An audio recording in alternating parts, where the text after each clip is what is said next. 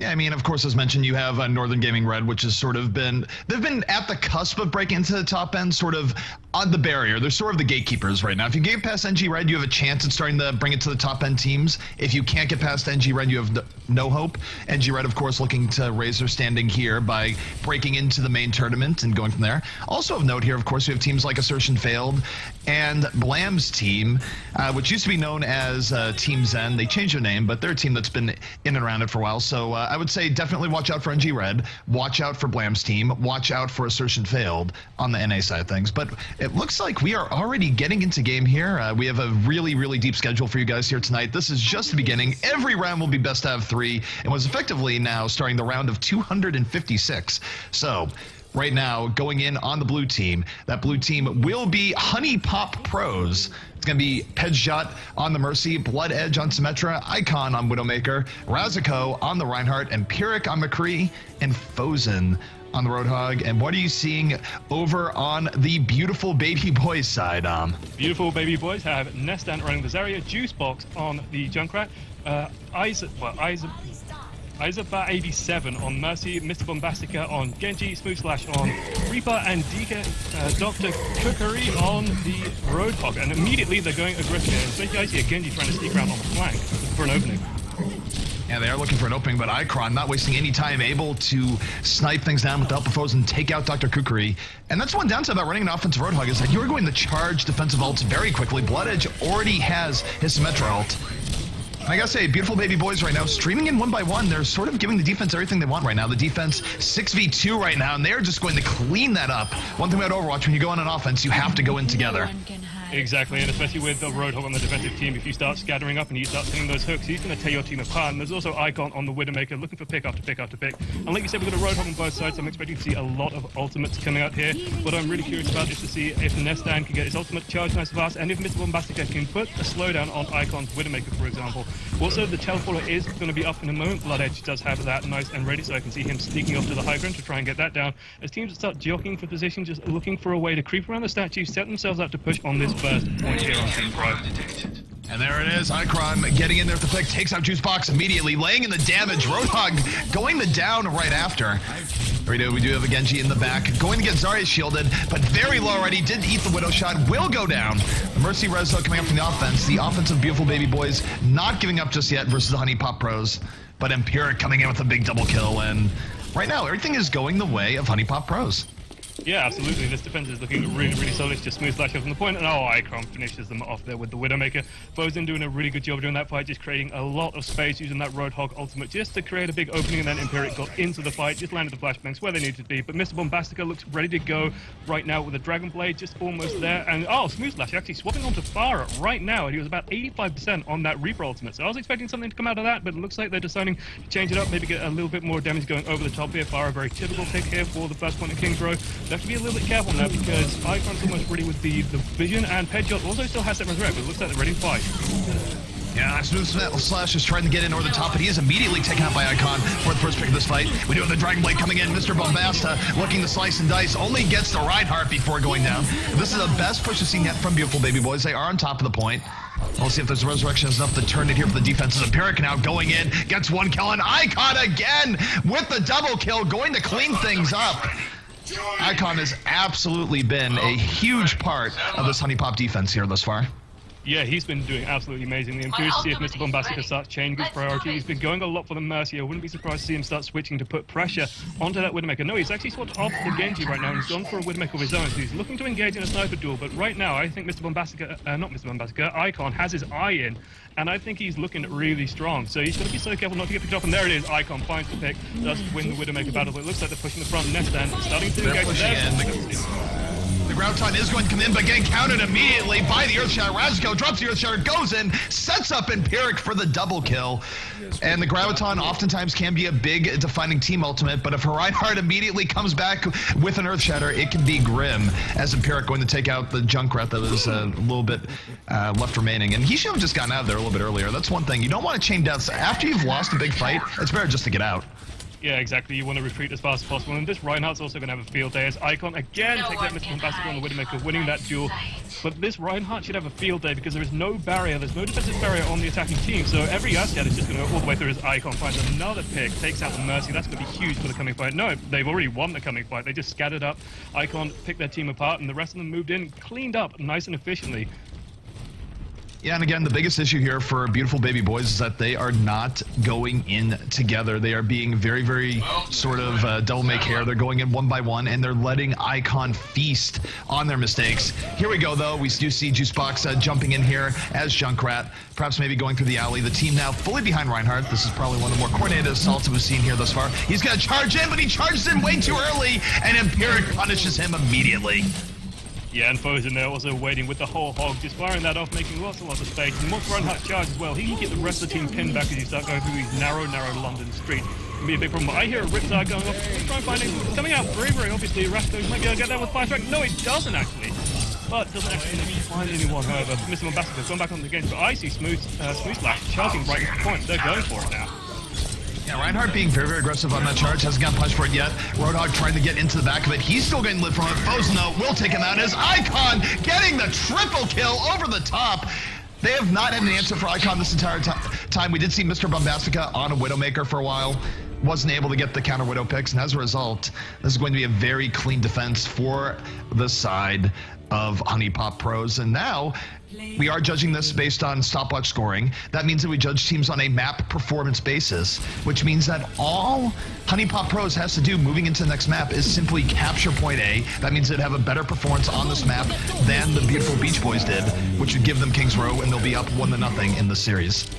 Yeah, it's absolutely looking really good for them right now. They just have to take that first point and they'll take it. And let me just go over the rules very quickly as we did launch straight into this first match. So we will be running stopwatch, as EB has already explained. And we're also running a single hero limit, just because that's the preferred thing for pros these days. The community seems to like it a lot. I like it a lot as well. I think it just opens up a lot more diversity in the team lineups, makes it a lot more interesting to watch, rather than, you know, falling back to, I don't know, the powerhouse of, let's say, McCree, for example, who's very, very popular if you don't have that one hero limit. But McCree also showing strong here with Empiric looking absolutely on form, and Icon as well looking dominant on that Widowmaker, so it's going to be curious to see if they have any way of slowing that down. I mean, if you're coming from the side of Huniepop Pros, they don't really have to change too much here. Empiric, of course, is doing a great job on McCree. Icon had himself a Widow game and a half. They didn't really have an answer for his Widow play. So for them, I would just go with a very similar compound offense, maybe mix in something like a Pharah if they need to, since they didn't really seem like they had a big Widow threat on the Beautiful Beach Boys, and, you know, throw yourselves at the point. It really shouldn't take too much more than that. But given that all they have to do is cap the first point, they have a lot of options available to them. They can try and cap it fast, or they can just sort of sit back, run, say, a Zarya Genji comp, let ultimates build up, and sort of try and take it with one big consistent ult push if they want to go down that route as well. Yeah, I was going to say, I would absolutely adore seeing a Zarya pick here, just for that really simple, confirmed wombo combo. You land it on the point, you clean up as fast as you can, and you hope to win the fight from there, basically just using one or two ultimates to win the first battle, and even if Mercy gets a res, you'll usually have enough space to be able to win the second battle, so it's not too big a deal if they do manage to pick everyone off the back of it. But it looks like they have actually decided not to go for that lineup. Still, it's a fairly standard lineup, although there is no Pharah, which we usually see, instead opting for the Hanzo, but I imagine that's just for the Sonic Arrow. So let's have a look at the attacking team. It is going to be Empiric on the McCree. Fozin swapping around like crazy. He's gone for May now, which is very interesting. Pedjot on... No, he's swapping all over. Let's leave him for now. Pedjot on Mercy. Rasako back on the Reinhardt. Blood Edge on the Lucio, and Icon on that Widowmaker. So scary in the first half.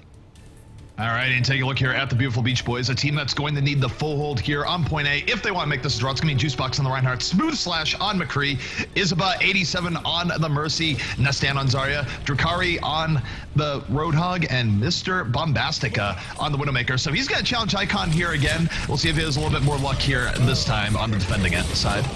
Yep, so they've already managed to get through the first choke point. They're just going to wrap around. No, they're going for the high ground rather than fighting for the statue. They're going to take the high ground, see if they can find a space up there, maybe try and get a quick pick or two to just open up the enemy team a little bit. But here comes the charge. Most of them make it over, but Reinhardt doesn't. This could be really bad for them going into the fight. Yeah, it could be very, very rough. The Reinhardt got a little bit discombobulated. He's in the fray of things. Rasako going in, swing the hammer, not getting punched just yet. Will go down, and look at Icon. Icon already on a double kill. Empiric with the follow-up.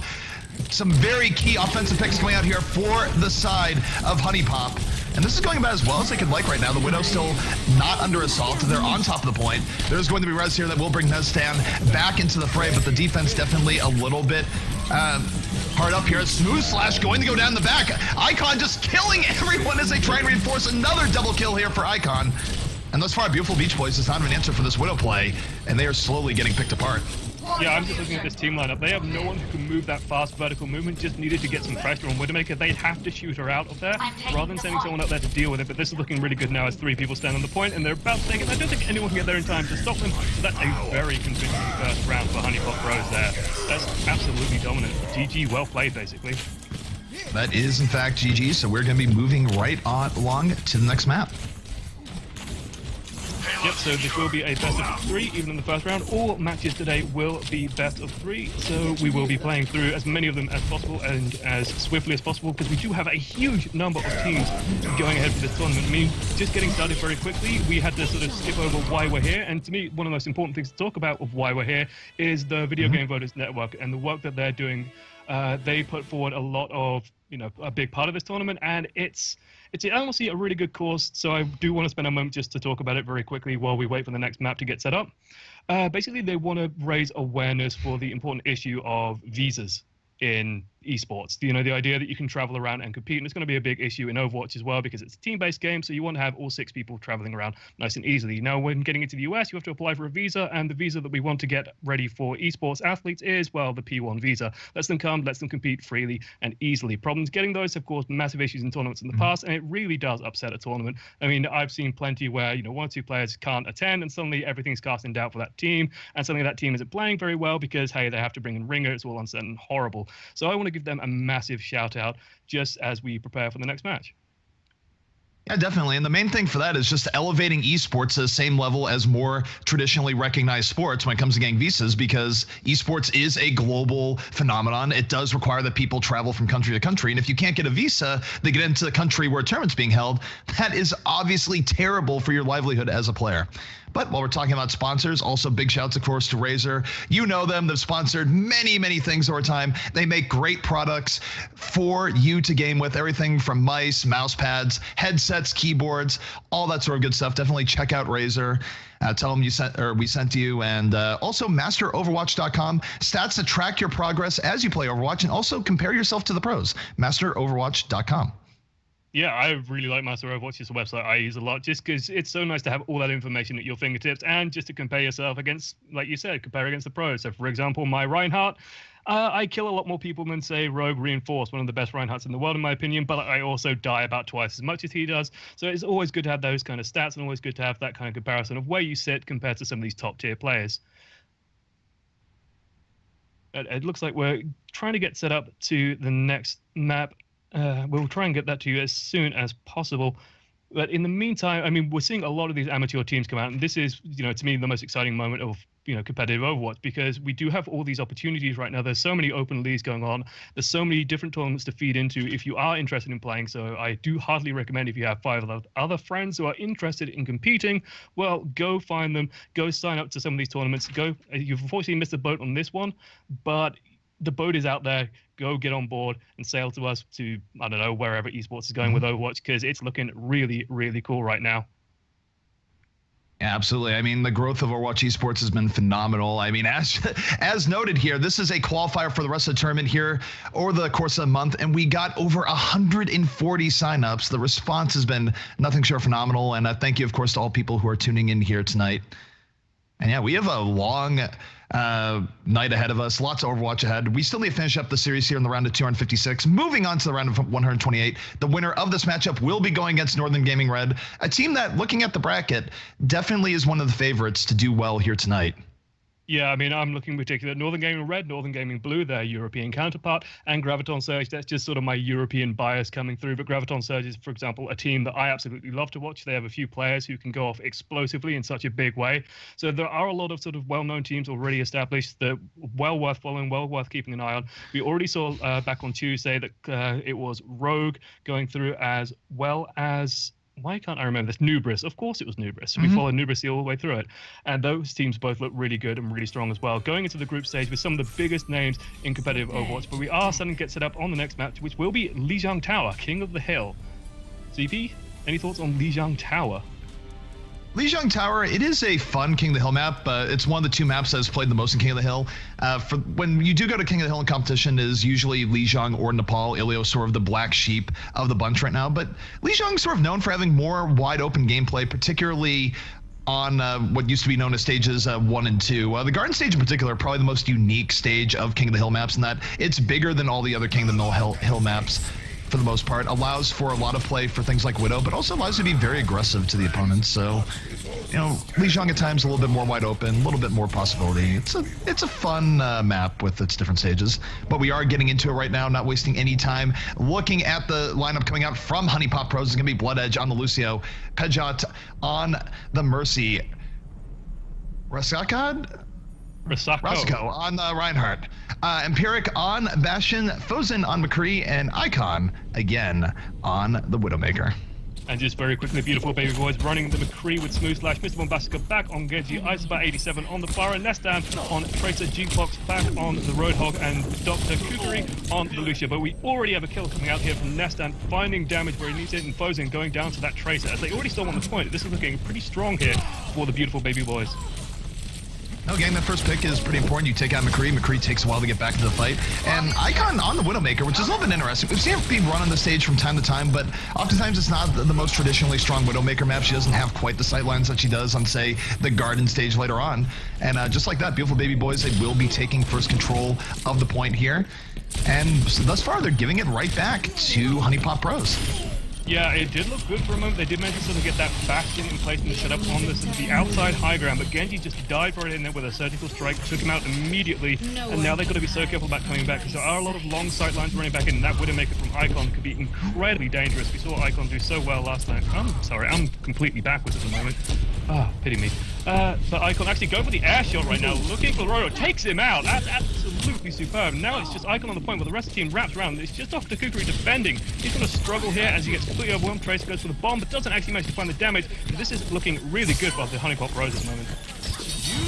Yeah, Huniepop definitely coming back in force. Empiric and Icon once again being the Bash brothers, getting right into the fray. They only need a little bit more to take this. And this is where Beautiful Beach Boys, they're just trying to delay and keep presence on the point here, because you still keep gaining percentage as it's contested. They will lose control over that. They are coming right back as Icon, though, gets the double kill on some of the reinforcements as Widowmaker. So Icon, even on a map without the most generous of sightlines, making the Widow work pretty well here thus far. We'll see if Beautiful Beach Boys has any answer to it.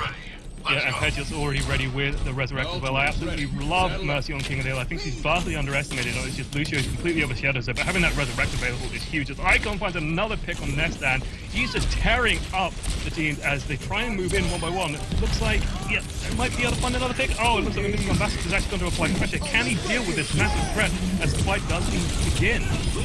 The Sound Bearer does come out here for the side of Huniepop Pros. They want to keep their position on the point there, pushing Beautiful Baby Boys out as Fozen right now tries to finish off Lucio. Lucio able to get away with his life. But in the end, the damage has been done in terms of pushing out the enemy team. They didn't even really need to get the kills there. They still bought themselves a whole lot of time. As Icon going to take out Nestan, poking a little bit too aggressively there on Tracer. Yeah, Icon is just absolutely on fire. They cannot deal with it. Oh, I see on the kill pick, Pejot actually managed to take up Mr. Bombastica there as well. So Mercy actually winning out over again. It's not something you like to see pop up. A little bit demoralizing whenever it happens to me, at least. So that was just a little bit bad. But this is looking okay. Oh, God, there goes the Earthshadow. Rasako finding it, managed to stun most of the enemy team coming in and just lands the charge, cleans up, buys his team even more time. Only 25% left on the timer right now. They're going to really struggle. They've got to find something. They do have the sound barrier ready to go, however, so maybe they can get something off the back of this. And Isobar also has the barrage ready, so if they can land that and set that up, they could get a few quick kills and maybe take it back for themselves. Well, the key is for Isba as they move in here is that he needs to not get picked off by the Widowmaker, and that can be easier said than done. We do have a tactical advisor right now coming from Empiric, as Empiric takes out Mr. Bombastica.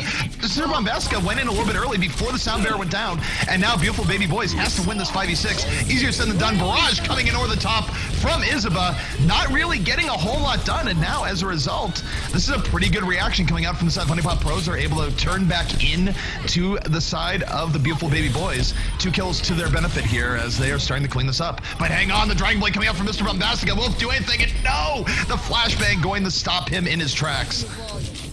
Beautiful Baby Boys getting some kills here, but it's just not in their favor right now.